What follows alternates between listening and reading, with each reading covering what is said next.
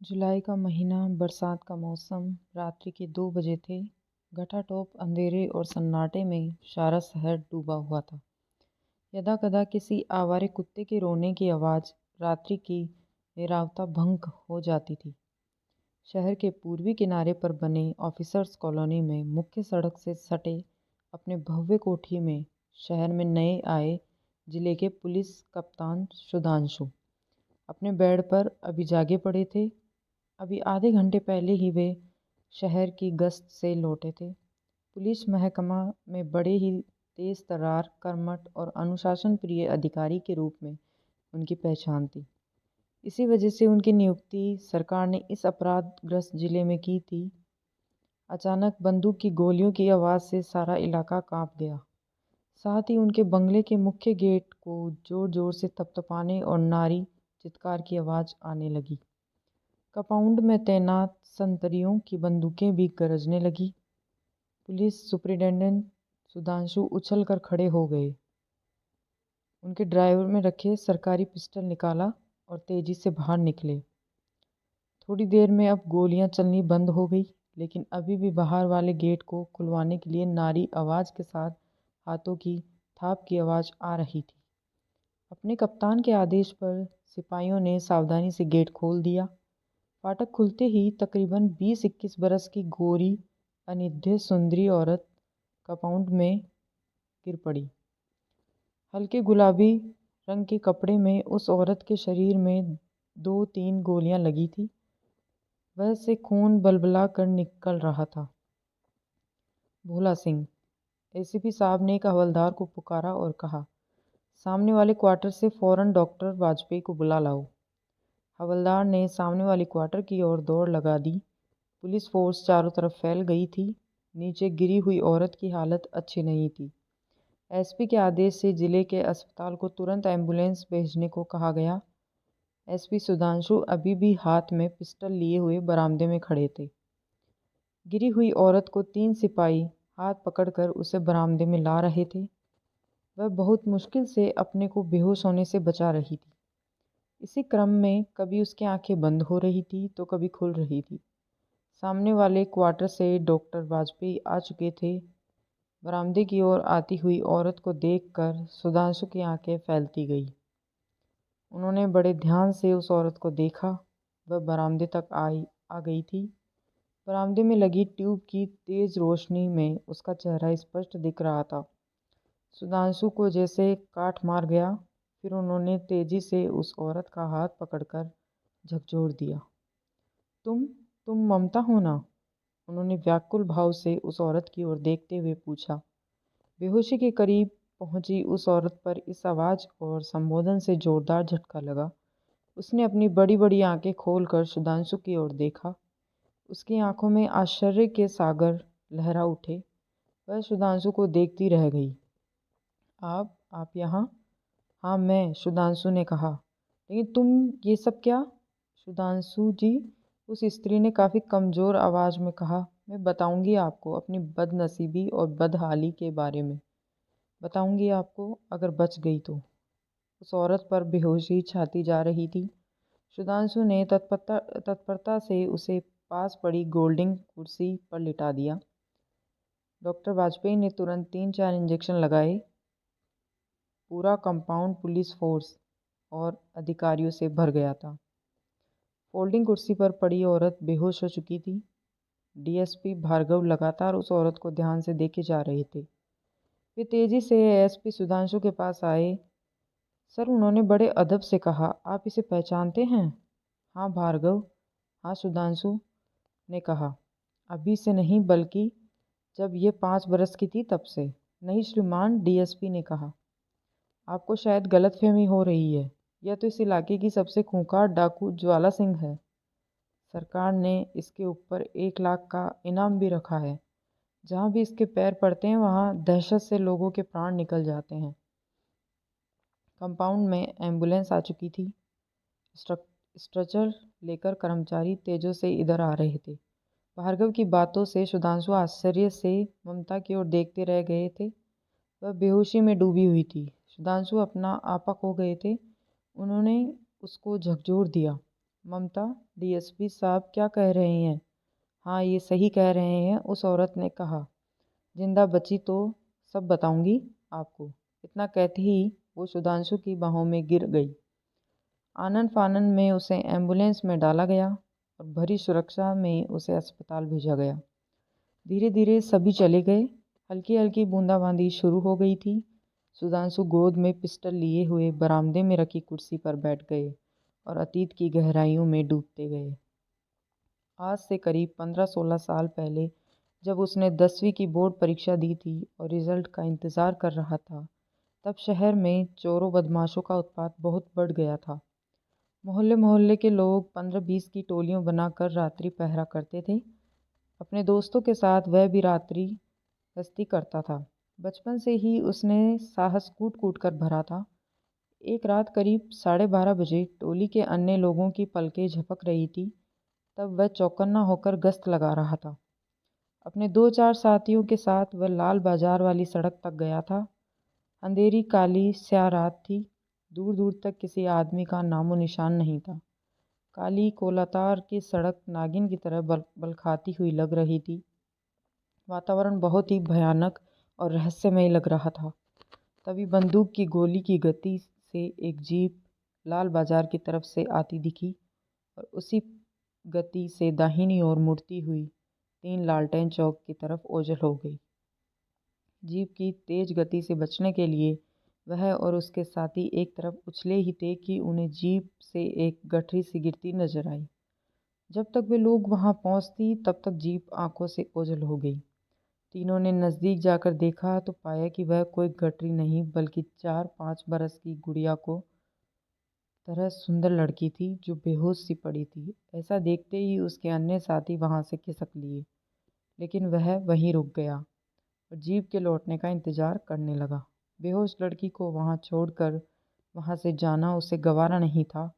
काफ़ी इंतज़ार के बाद भी जब जीप वापस नहीं लौटी तब उसने बेहोश लड़की को कंधे पर उठाकर अपने घर के पास खड़े हस्ती दल के लोगों के पास ले आया। इसी बीच वहां स्थानीय पुलिस की रात्रि गश्ती दल भी जीप से गुजरी। फिर सभी ने पुलिस जीप को रोककर इस घटना के बारे में बताया, लेकिन ऊँघते हुए पुलिस वालों ने इस बात पर कोई ध्यान नहीं दिया और टालमटोल करके चले गए। उसके बाद मोहल्ले के गश्ती दल वालों ने भी उसे उल्हाना देते हुए लड़की को वहीं रख आने को कहना शुरू कर दिया, लेकिन वह इसके लिए तैयार नहीं था। तभी उसकी माँ घर से बाहर आई थी और उन्होंने सुधांशु की बातों को सही ठहराया था और उन्होंने स्वयं उस बच्ची को सदर अस्पताल ले जाकर इलाज के लिए दाखिला करवाया और फिर थाने को भी सूचित कर दी। दूसरे दिन होश आने पर लड़की ने अपना नाम ममता बताया था और जो आधी अधूरी जानकारी अपने बारे में दी उसके आधार पर पुलिस और स्वयं उसके परिवार वालों ने काफ़ी खोज की, लेकिन कोई जानकारी नहीं मिल पाई। स्वस्थ होने के पश्चात ममता तो अस्पताल से डिस्चार्ज होना था। अब उसके रहने की समस्या थी। अब तक वह ममता का पूरा ख्याल रखता आया था। वह उसे लेकर अपने परिवार वालों को ज़्यादा परेशानी में डालना नहीं चाहता था। बहुत सोचने विचारने के पश्चात उसने ममता को स्थानीय कन्या पोषण और सुरक्षा गृह में भर्ती कराया और बहुत शिद्दत से उसके घर वालों को ढूंढना शुरू किया, लेकिन कुछ भी पता नहीं लगा। अब ममता उसकी नई जिम्मेदारी हो गई थी। उसने ममता को जिम्मेवारी अपने नन्हे कंधों पर उठा ली थी। उस गुड़िया जैसे लड़की से उसे बहुत लगाव लगने लगा था। नियमित रूप से वह ममता के पास जाता और उसे अनेकों तरीकों से बहुत समझाया करता था। उसे बहुत सांत्वना देता था। छोटी उम्र में ही ममता भी बहुत समझदार निकली थी। वह भी सुधांशु से मिलती उसके पैरों पर हाथ लगाकर अपने माथे से लगाती, तब उन दोनों की आंखें और भर जाती। सुधांशु के माता पिता दोनों डॉक्टर थे। वह अपनी पॉकेट मनी से बचाकर ममता के लिए ढेरों खिलौनों खरीदते थे। धीरे धीरे दोनों के बीच प्रगाढ़ संबंध बन गया। सुधांशु 10वीं में अच्छे नंबरों से पास हो गया। अब आगे की पढ़ाई के लिए उसे रांची जाना था। जब उसने ममता को यह बात बताई थी तो वह खूब रोई थी। रोते रोते उसकी हिचकी बंद हो गई थी। आप चले जाएंगे तो मुझे कौन देखेगा? पगली, उसके सिर पर हाथ रखकर सुधांशु ने कहा था, मैं जहाँ भी रहूँगा तुम्हारी पूरी खोज खबर रखूँगा। तुम कभी भी अपने को अकेली नहीं समझना। रांची जाने के पहले वह आश्रम के अधीक्षक से मिला था। उसने ममता का ध्यान रखने के लिए उनसे प्रार्थना किया था। रांची जाने के पश्चात भी वह नियमित रूप से आश्रम में फ़ोन करके ममता से बातें करता और उसे सांत्वना देता था। घर से आए रुपयों से वह ममता को नियमित रूप से भेजता था। साथ ही अपनी मम्मी से बोलकर ममता की देखभाल करने को कहता था। ममता की पढ़ाई भी अच्छे तरीके से चल रही थी। छुट्टियों में घर आने पर स्वयं ममता को अपने यहाँ लाता था। घर में सभी उससे बहुत प्यार करने लगे थे। समय पंख लगाए उड़ा जा रहा था। अब सुधांशु इंजीनियरिंग की पढ़ाई के लिए बेंगलोर चला गया था। ममता भी बड़ी हो रही थी। वह लगातार ममता की पढ़ाई और उसकी देखभाल पर ध्यान देता था। गर्मियों की छुट्टियों में वह बेंगलोर से घर आया था। आज पहली बार वह ममता पर गुस्सा था। आश्रम में सोमवार और शुक्रवार को खाने में नॉनवेज बनता था और ममता को मालूम था कि उसे नॉनवेज खाना अच्छा लगता है। ममता इन दोनों दिनों में उसको आग्रह करके आश्रम बुलाती थी और उसे आश्रम में खाना खिलाती थी। बाद में उसे ममता की सहेलियों से ये मालूम हुआ कि खाना उसको खिलाने के पश्चात वह इन दोनों दिन भूखी रह लेती थी, क्योंकि प्रत्येक लड़की को खाने का एक ही टोकन मिलता था। उसकी डांट पर लगभग रोती हुई ममता ने कहा, आपके सिवा और कौन है मेरा, और आपके लिए एक दो दिन भूखे रहना कौन सी बड़ी बात है। अगर ज़रूरत पड़ी तो आपके लिए अपनी जान भी दे सकती हूँ। ममता की मासूमियत पर उसकी आंखें भर आई। उसने ममता को चुप कराया और आगे ठीक से खाने की हिदायत दिया। समय तेजी से निकलता जा रहा था। ममता अब बड़ी हो गई थी। उसकी सुंदरता की चर्चा आश्रम की दीवारों से निकलकर शहर तक पहुंचने लगी थी। वह हमेशा ममता के लिए चिंतित रहता था। दोनों की कोमल भावनाएं एक दूसरे के प्रति जागृत हो चुकी थी। दोनों एक दूसरे से कुछ कहना चाहते थे, लेकिन संकोच की दीवार आड़े आ जाती। लेकिन फिर भी जब भी वह ममता से मिलता था तो उसे जमाने की ऊंच नीच समझाता रहता था।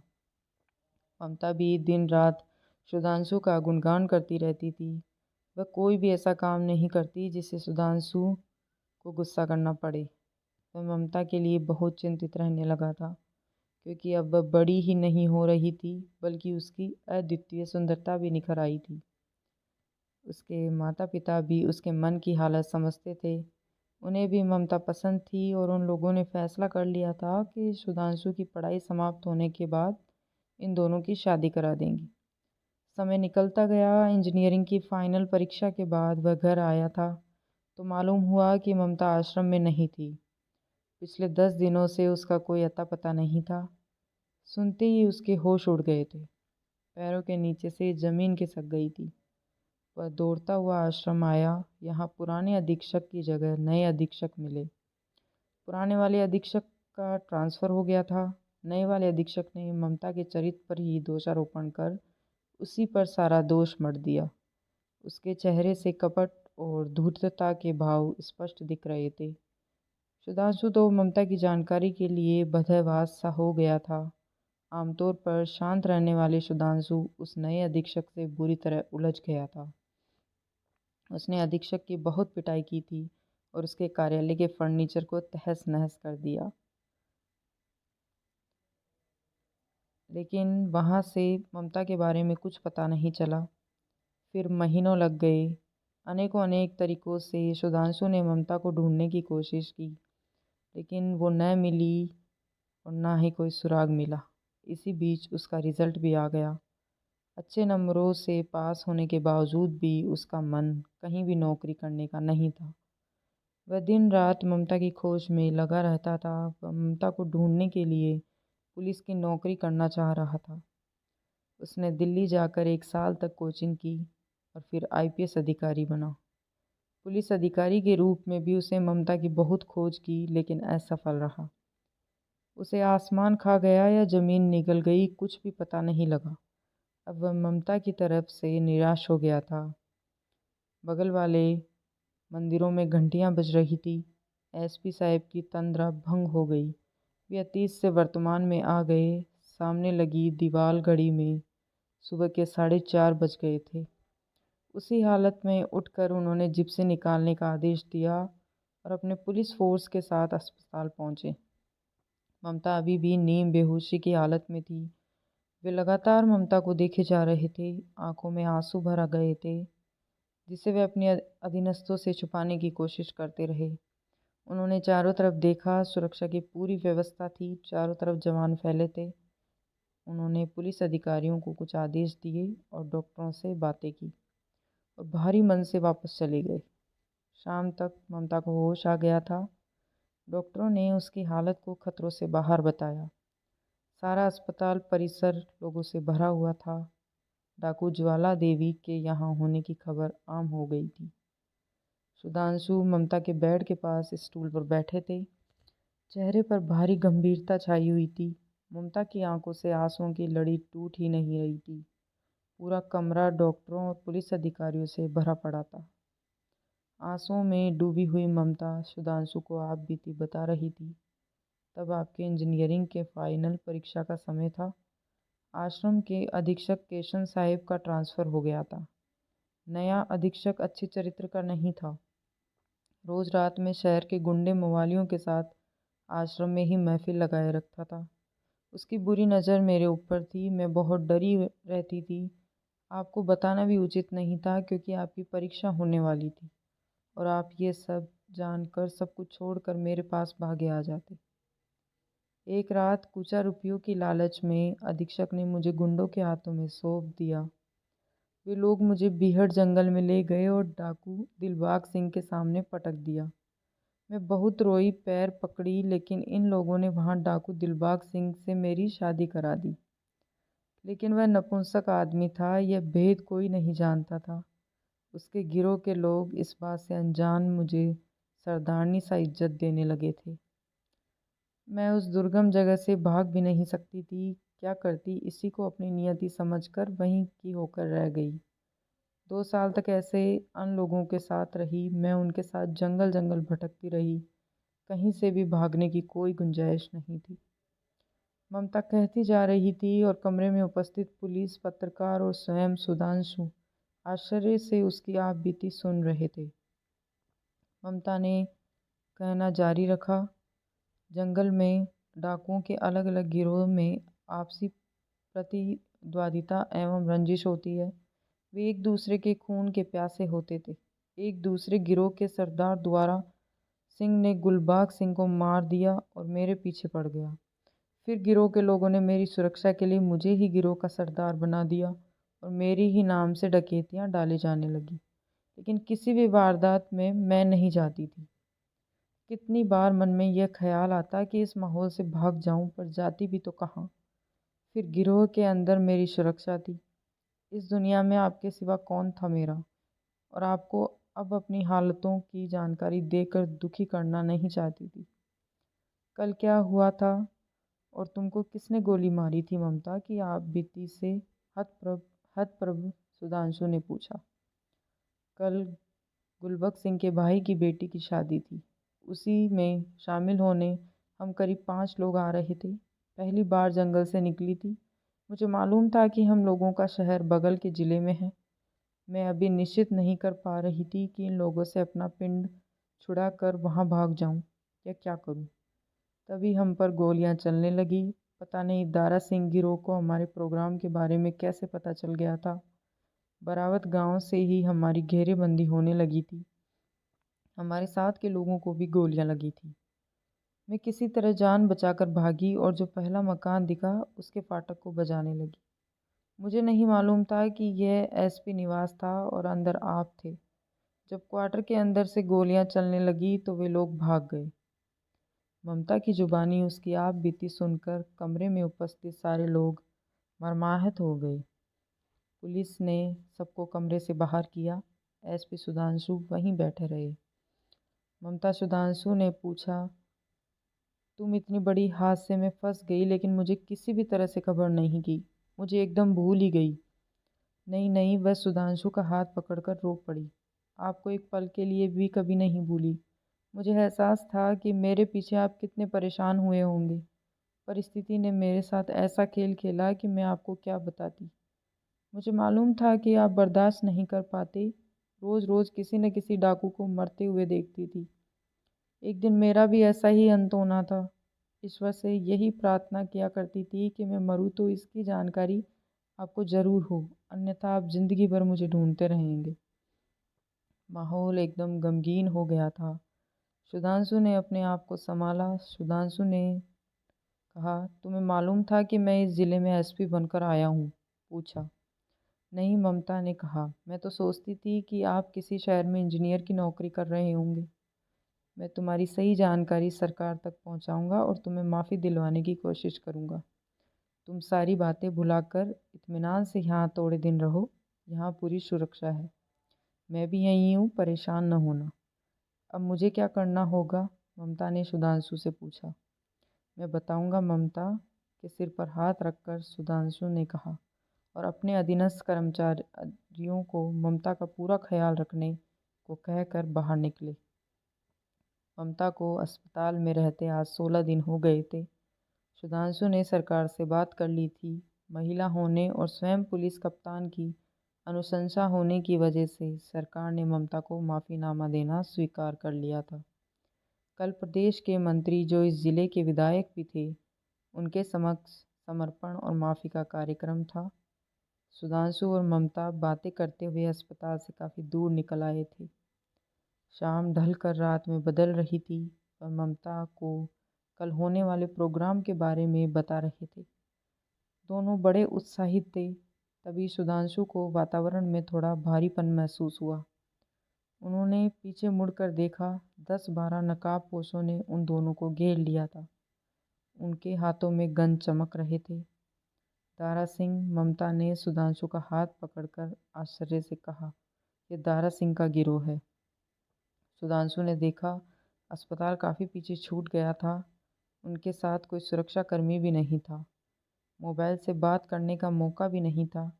डाकुओं ने दोनों को अपने घेरे में लेकर मारुति वैन में बैठने को मजबूर कर दिया और वैन जंगल की ओर चल पड़ी। रात्रि के 11 बज गए थे। जंगल की डरावनी हवा साए साए कर बह रही थी। एक सीलन भरी कोठरी में दोनों को बंद कर दिया गया।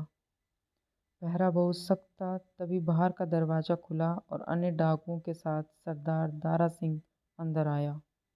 सुनिए, ममता ने धीरे से सुधांशु से कहा, आप अपना परिचय इन्हें नहीं देंगे, वरना ये लोग अभी हमें मार देंगे। ज्वाला देवी कुटिलता से मुस्कुराते हुए दारा सिंह से बोली, तुम क्या सोचते थी कि हमारे गिरोह से बच जाओगी? तुम्हें बताता हूँ कि मैं क्या हूँ। तुमने जो नुकसान हमारे गिरोह की किया है, उसकी पूरी भरपाई आज करूँगा। और यह तुम्हारे साथ जेंटलमैन कौन है? इसका भी तकदीर खराब है, जो तुम्हारे साथ आ गया। यह भी कल का सूरज देख नहीं पाएगा। ले चलो इसे। हुए कहा। उसने एक अन्य डाकू से ममता की तरफ उंगली दिखाते और इसके जोड़ीदार को इसी कोठरी में बंद कर दो। आप थोड़ा भी उत्तेजित नहीं होंगे, चिंतित भी नहीं होंगे, ममता ने सुधांशु से धीरे से कहा। मैंने लंबा समय डाकुओं के साथ में बिताया है। मैं अपनी जान पर खेल जाऊंगी, लेकिन आप पर आँच नहीं आने दूंगी। वह डाकुओं के साथ बाहर निकल गई। कोठरी का दरवाज़ा उन लोगों ने बाहर से लगा दिया। पहले ही मौका पाकर सुधांशु ने अपनी घड़ी में लगे ट्रांसमीटर से पुलिस मुख्यालय को सारी सूचनाएं भेज दी थी और फौरन ही पर्याप्त को फोर्स के साथ रेड करने का आदेश दे दिया था। मदिरा और मांस की महक आ रही थी। साथ में डाकुओं का कोलाहल भी साफ सुनाई दे रहा था। सुधांशु बेचैनी से पुलिस फोर्स का इंतजार कर रहे थे। इतने में कोठरी का दरवाज़ा खुला। थाली में खाना लेकर ममता ने कोठरी में प्रवेश किया। उसके पीछे हाथों में बंदूक लेकर 2 डाकू भी साथ आए थे। दिए की टिमटिमाती रोशनी में ममता का चेहरा चमक रहा था। सुधांशु जी, उसने तेजी से आगे आती हुई सुधांशु से कहा, आप इस खाने को हाथ भी न लगाना, एक दाना भी मुंह में नहीं जाना चाहिए। सुधांशु कुछ समझ न सके। खाना बगल में पड़ा था। बाहर से दरवाज़ा बंद हो गया था। उन्होंने खिड़की से बाहर देखा। पेट्रोमैक्स की रोशनी में सभी डाकू गोलाई में बैठकर खा रहे थे और ममता बड़े स्वाभाविक रूप से उन्हें खाना परोस रही थी। अचानक सरदार दारा सिंह ने ममता को भी हाथ पकड़कर अपने साथ खाने पर बिठा लिया। तभी क्षण भर के लिए ममता का चेहरा पीला पड़ गया। उसने खिड़की की ओर सुधांशु की तरफ देखा और फिर इत्मीनान से दारा सिंह के साथ खाने पर बैठ गए। सारे डाकू हो होकर हंसने लगे। ममता के चेहरे पर असीम शांति छा गई थी। खाना खाते खाते एक एक कर सभी डाकू वहीं ढेर होते गए। दारा सिंह भी लुढ़क गया था। ममता लड़खड़ा कर उठी, फिर वहीं गिर गई। सुधांशु खिड़की से सब देख रहे थे। सारा मामला उनकी समझ में आ गया। पलक झपकते ही उन्होंने खिड़की पर पैर से जोरदार धक्का दिया। खिड़की चौखट सहित बाहर गिर पड़ी। वह पहेल की भांति ममता की ओर भागे। ममता, ममता, उन्होंने ममता को झकझोर दिया। ये क्या हुआ? सुधांशु जी, मेरी अंगूठी में तीक्ष्ण जहर था। खाना बनाते समय मैंने उसे खाने में मिला दिया था, उसने काफ़ी कमज़ोर आवाज़ में कहा। लेकिन सब जानते हुए भी तुमने खाना क्यों खाया? सुधांशु लगभग रोते हुए पूछे। आपकी जान बचाने के लिए मैंने खाना खा लिया और कोई चारा नहीं था। दारा सिंह को शक हो गया था, इसलिए उसने मुझे भी खाने में साथ बैठा लिया था। मैं इनकार करती तो मेरे साथ आपको भी मार देते। मुझे किसी भी कीमत पर आपको बचाना था। तुमने ऐसा क्यों किया? क्यों किया? वह चिल्ला पड़े। मैं तो बचपन से ही अभागन हूँ। पीजी ने सड़क से उठाकर मेरी परवरिश की। आपने ही मुझे ज़िंदगी दी। मैं बहुत भाग्यशाली हूँ कि आपके दिल में थोड़ी जगह बना सकी और आज आपको बचाने में कामयाब हो सकी। ममता की आवाज़ अब लड़खड़ाने लगी थी। उसकी आवाज़ अटकने लगी थी। सुधांशु जी, मेरे माते को हो सके तो अपनी गोद में रखकर मुझे इस दुनिया से विदा कीजिए। इस दुनिया में मेरे माता पिता और सब कुछ आप ही हैं। अब मुझे विदा कीजिए। ऐसा न कहो ममता, ऐसा न कहो। सुधांशु चिल्ला पड़ी। उन्होंने ममता का सिर अपनी गोद में लिया। तभी चारों तरफ से पुलिस की सर्च लाइट की तेज रोशनी से सभी आ गए। नज़दीक आकर डीएसपी भार्गव ने सुधांशु को सैल्यूट मारा। इसी समय ममता का सिर एक तरफ लुढ़क गया। सुधांशु ममता के सिर को गोद में लिए फूट फूट कर रो पड़े। अपने कठोर और जाबाज ऑफिसर को इस कदर रोते देखकर सभी पुलिस अधिकारियों और जवानों की आंखें नम हो गई।